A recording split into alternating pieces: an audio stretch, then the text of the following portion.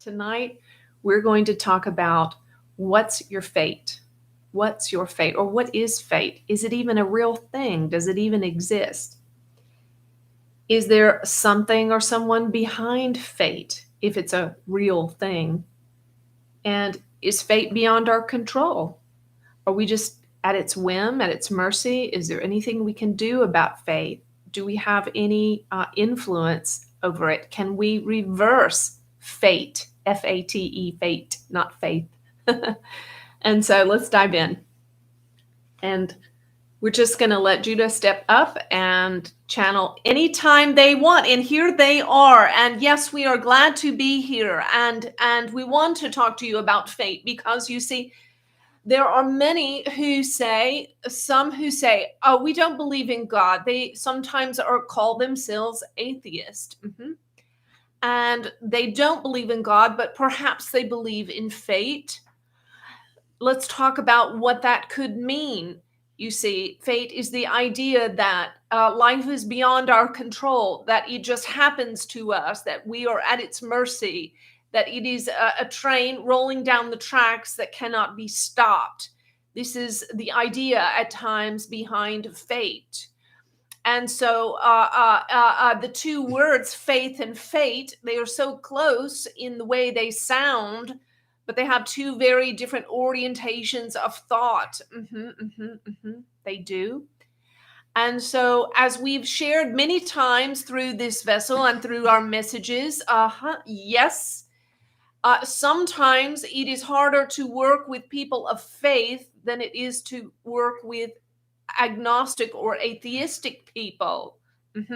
Because sometimes people of faith, having been raised in certain environments and conditioning, have decided how things are, how God is, how angels are, what is beyond the unseen. They think they know it all. And this is dangerous territory. And atheists also can come from this perspective. There is no God, definitive end of story. It is what it is. When you die, you go in the ground, and that's the end of it. And so what we have said through this vessel, and we will share it again here, better to be a little agnostic, meaning ag, meaning not, and gnostic, meaning to know. Better to come from the perspective of, I don't know, maybe I don't know it all. Don't you hate hanging around with a know-it-all? There's nothing worse than that. And so angels would prefer to be with people who are open-minded, and allowing perhaps a new and revolutionary way of thinking, and not thinking that they know it all. Because in this place of a letting go and allowing and letting your mind relax and telling your mind, it's okay, mind, you don't have to know it all, because guess what? Your soul does know it all. Your soul has access to all knowledge. Your soul is uniquely connected to source and has all access to all information. You have a VIP pass in the realms of heaven for the libraries of God, for the libraries of universal consciousness. You have a VIP pass. You can go in and out and access whatever information you need.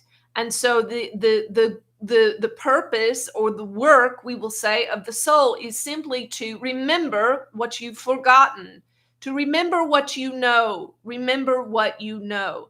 So forget what your mind, your fourth dimensional, conditioned by life mind, tells you that God and fate and faith and all of those things are, and instead allow your soul to step up.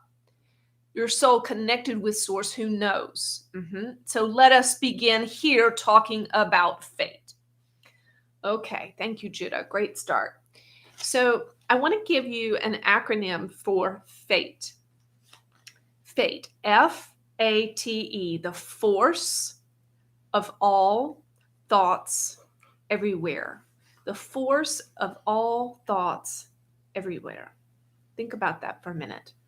So when we encounter things that we would consider fate, usually when we're talking about fate, we're talking about the more negative things that maybe we don't really want to happen, maybe an earthquake or a catastrophe, a tsunami or a war.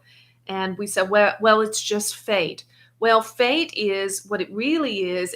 It's not just our life running off the rails with no one behind the wheel, and it's not something that God is doing to us.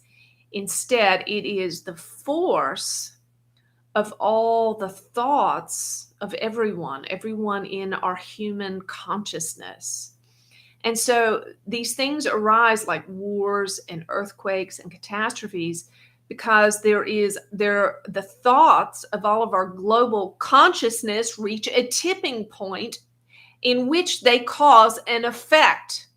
We want to say that again. The thoughts of the collective conscious reach a tipping point, and there must be a physical manifestation of it. Now, we have taught you through this vessel that what you think, if you dwell on it, if you allow it to continue on, that thought will eventually evolve into a real tangible manifestation of something in your life, be it good or bad, just like the gentleman that she shared the story about. His thoughts yielded an effect in the material realm, which was the healing of his son, because all thoughts are creative. So, what happens when the global consciousness is unconsciously yielding the energy of their thoughts to a negative thing? Those thoughts begin to gather and gather and gather and create momentum. It is like a rain cloud. The more the consciousness of humanity yields its attention and thoughts to a particular idea, it is like raindrops gathering in a cloud. Ultimately, we know there will be rain. And the longer the accumulation and the more of these raindrops that accumulate, the more of a storm will happen. You see? And so this is the way of fate. Yes. Okay, so this is Angie popping back out. So I want to share with you a true story. This is from Reuters News from September 20th, 2017. You can find it online.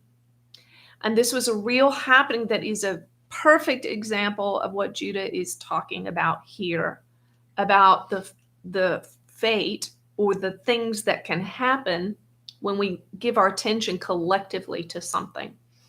So on September 20th, 2017, 32 years ago to the day prior, there had been a deadly earthquake in Mexico City.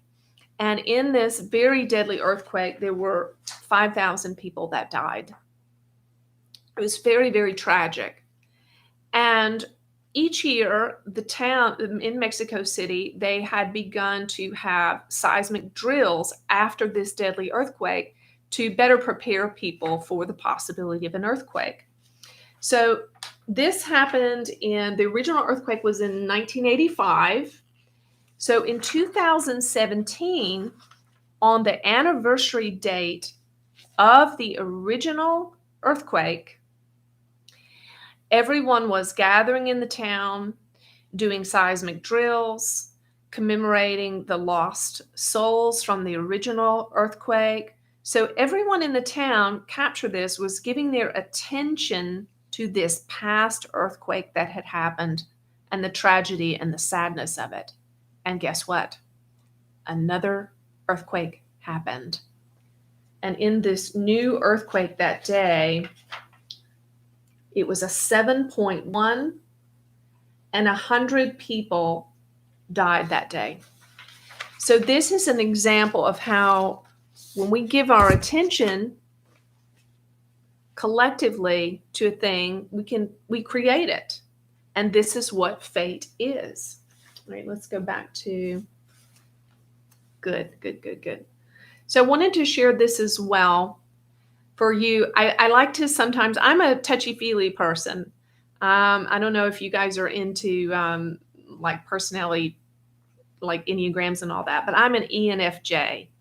But I know that some of you out there are more scientific and mathematical geeks. So I like to throw you a little bone sometimes. So Dr. Ibrahim Karim, who is a scientist from the Middle East, This is what he tells us about energy. Emotional and mental energy is non-electromagnetic compression waves. I want to say that again. So, mental and emotional energy is non-magnetic electromagnetic compression waves. And these types of waves are faster than the speed of light. Faster than the speed of light. And see, angels have this quality too. Their energy, angel energy and source energy, they are faster than the speed of light. So when you think a thought or you reach out to them and you speak to them, they can give you an answer, instant manifestation. So these types of waves, they exist outside the realm of time and space. In other words, they're of a higher dimension. They are outside of our 3D realm and the 4D realm of our normal everyday thoughts. They are higher dimensional in nature. So when you think a thought or you feel a feeling, it emits this energetic wave that literally is outside the scope of your everyday life and your concept of time and reality. And these energetic waves, they go on and on and on. They never cease to exist. And this is science. So we have to understand that our thoughts collectively together creates this thing called fate, creates the things that we don't want and do want that we see happening. I would love to sometime. I'm as I'm saying it, I'm thinking I want to have a conversation with Judah. Okay, let's have a conversation. Yeah, the vessel was asking in her mind. I wonder how much of COVID was generated. The tragedies were generated by the focus of the people, by the fate of all the thoughts of everyone focused on the disease and the tragedy. And we would say that 75% of the lives that were lost could have been avoided had the collective consciousness been focused in a better direction, in a more life-giving and positive direction. But it is the way of you. This is why we are giving this message tonight, to wake you up about the power of this. It is like a rushing river of thought, all the collective thought. And you can get swept up in it. And many masses of people can get swept up in it. And it will begin to manifest tragedies and terrible losses that you don't want. Mm-hmm. And so to be a master, you see, to be a master is to stand on the riverbank and let the river rush and let it rush and let it roar as it does in the aftermath of a storm, and don't get in it. There's no one within the sound of our voice who would be standing on the side of a riverbank, which is rushing and rushing and roaring down the river, full of debris, full of tragic debris, that would get into the river. Of course you would not. But this is what you do when you turn on the television or you scroll, doom scrolling, as they call it, through negativity and disease and despair and hatred and division and rancor and so on. It is as if you've thrown yourself into a roaring river, and yet somehow you think, well, you're not going to be harmed by it, and we would say otherwise. Mm-hmm, mm-hmm, mm-hmm, mm-hmm. Yes. Mm-hmm, mm-hmm, mm-hmm, mm-hmm. Good. Thank you, Judah. So there's a paradox in this. So we're talking about the global consciousness of all of us together, and what happens when we all yield ourselves to a certain line of thinking or way of thinking. So how do we protect ourselves from that? If this is happening, are we just helpless to just watch the rest of unconscious people create all this stuff, and we're just going to get drug along down this roaring river, as Judah said? Or is there something we can do about it? So I found this beautiful passage from Lao Tzu, And he says this: the master stays behind. That is why she is ahead. Listen to that again. The master stays behind, and that is why she is ahead. She is detached from all things, and that is why she is one with them. So this is a paradox. Listen closely. They're saying a master is detached from all the things, and that is how she becomes one with all. It's a paradox. It doesn't make sense, does it?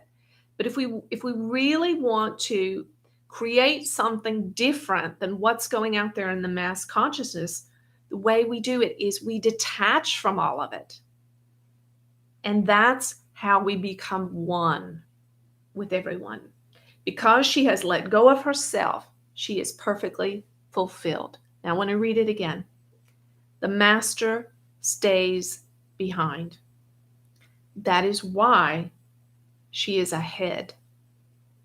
She is detached from all things, and that is why she is one with all things.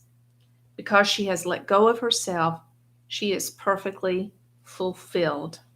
And this, my dears, is the way you become a master. It means sometimes you disconnect yourself. Maybe that means you don't go to the family reunion. Maybe it means that you don't go to the bar with your friends on Friday night. Maybe instead you have them to come over and be in your atmosphere and the environment that you're setting. You see, it may, and we're not saying not to do those things. Listen carefully. We are not telling you what to do. We are giving you examples and asking you to think, to think, to think. That sometimes understand to be a master is to stay behind. And you may feel left behind. You may feel that everyone else is living their life. And I am left behind on my own. But this is sometimes how you begin to extract yourself from a flow of consciousness that will pull you under. And yes. Mhm. So being a master then for us means that we are consciously watching what is going on, whether it's, let's say, the war in Ukraine or any other issue that concerns us. We have to choose, are we going to watch consciously? And this is really tricky, and I can say I have not mastered this. For me, at this juncture, when I watch and listen to this stream of consciousness that's happening through news or social media or whatever I'm imbibing on, it's very difficult for me to stay conscious and not judge. Stay conscious and not judge.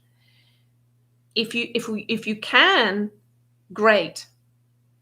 If you can be an unattached observer, if you can stay conscious, if you cannot judge a thing as being good or bad, if you can watch what you're seeing unfold, the reality of whatever you're observing, if you can allow that to take its course, a rushing river is going to do what it does. And so mastery means we let it allow things to take their course, you see. Or we can withdraw altogether. And for me, for the next season, however long it's going to be, I'm withdrawing myself from that altogether because it's challenging for me to resist judging, being upset, being affected by the energies that I see. And I'm not saying that you guys should do that. I'm telling you what is working for me. All right. I love one more quote from Lao Tzu. The master observes the world, but trusts his inner vision. He allows all things to come and go. His heart is as open as the sky. And that is our prayer for you, dear. Our prayer for you is that you can observe, but stay unattached. emotionally and mentally, and you can trust in your own inner vision, and we will support you with inner vision of the glorious end that is for humanity. And we use the word end very loosely, because in truth there is no end. You see, because souls are eternal, you are eternal, everyone you encounter is eternal. No matter how much darkness or how much overlay there might be around a soul that you encounter, we assure you there is still somewhere in there a spark of light, a spark of the divine. So allow all things to come and go, having a higher dimensional vision and picture of the evolution of humanity, and understanding that everything that goes on, whether you deem it to be good or bad, or something in between, is for a higher purpose of evolution for all. Good. And so these worldwide calamities and different things that go on, they really want to take our attention. And so I'm not asking you to be like silly in a sense that you're just like very Pollyanna and positive and, you know, weird in that kind of new age way that sometimes we can be. But keeping in mind that we can't help by getting caught up in the tide of unconsciousness. We can't resist it. We can try, but if we try, it's like Sisyphus. If you know that old Greek legend about the guy pushing, the boulder up the hill, and he would make a little progress and make a little progress, and then the weight of it would just push him back down. So being a master is to let go of it. Just let the boulder roll downhill. Quit using your energy to try to resist a tide of unconsciousness in people. Instead, extract yourself and begin to develop a new consciousness and create a new consciousness, like this beautiful soul Daniel did. So world calamities and things that result from worldwide consciousness, these things are not God's will for us. God, sometimes I think we can get angry at God, whoever and whatever God is, and say, God, or angels, or Judah, or Michael, why don't you do something about this, right? And so it's not that that God or Judah or other beings are standing by and just letting these terrible things happen, like they've gone AWOL or fallen asleep or something. It's not that this is God's will, but rather that God is an observer. See, God created us, and then she said, now you're the creator. God created us in her image, in his image. So I believe what that means is that yes, God created you. You are created in our image. You are created. Angels are the offspring of God. In an etheric light body form, and humans are the offspring of God in a physical form. And so you have the very DNA and possibility of God. You are his offspring, her offspring. You are his express likeness. And so he's created you. Now you are the creator. The creator created you to now be the creator, and now the creator is the observer. And so observing, because why would God step in and take over when he's created you to experience being the creator? Why would he give you that authority, that skill, and that supernatural ability, only to take it back by interfering? Of course he would not. This would be like a father taking his son to learn to drive, and the son is driving along, and suddenly the father reaches over and grabs the wheel and begins to drive from the passenger seat. That makes no sense at all. So God doesn't interfere, because this would undermine the free will that He's given us and our own capacity to be godlike and to create. Did you have something you want to share? And so the only true fate really is that true fate is this, is that we are experiencing the creation of our own consciousness. That's what real fate is. We are experiencing what we have created in our individual and corporate consciousness. So if we make the choice as masters to detract our thoughts, our emotions, our energy, which we've talked about are bigger than time and space and are eternal in nature, if we extract them from the global milieu, from that rushing river, how do we want to use it? What do you want to create? What do you want to create?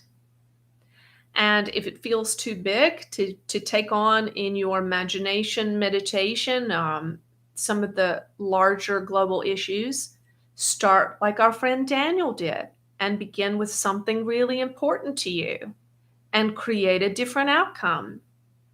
And one of the biggest challenges for me in my journey has been, yes, it's been to accept the truth that a lot of the stuff that I was manifesting was crappy, and I was responsible.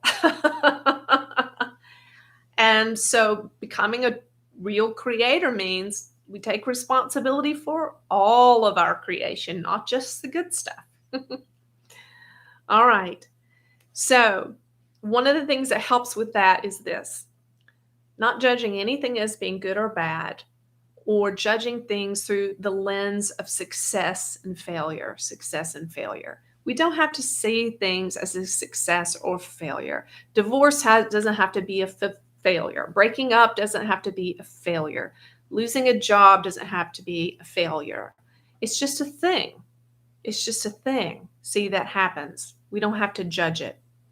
So I love this last quote I'll share from Lao Tzu. It's, whether you go up the ladder or down the ladder, your position is shaky. Isn't that true? Have you ever been on a ladder and you know that feeling as you're going up and down? Oh, it's a little shaky. So whether you're going up, moving towards success, or coming down, feel like you're failing at something, your position is shaky. Better to be grounded, Yes. All right. So remember that you are a microcosm. You're part of the global consciousness. So when crazy shit is, I got in trouble for saying shit on a podcast this week. Sorry. Somebody said in the comments that angels don't say shit, and they may not. I don't really know. I do sometimes. Remember that when you see that stuff, that it's reflecting a part of you back to yourself, because we're all one, right? So if you see war and it's very upsetting for you, how are you at war? How are you at war within yourself?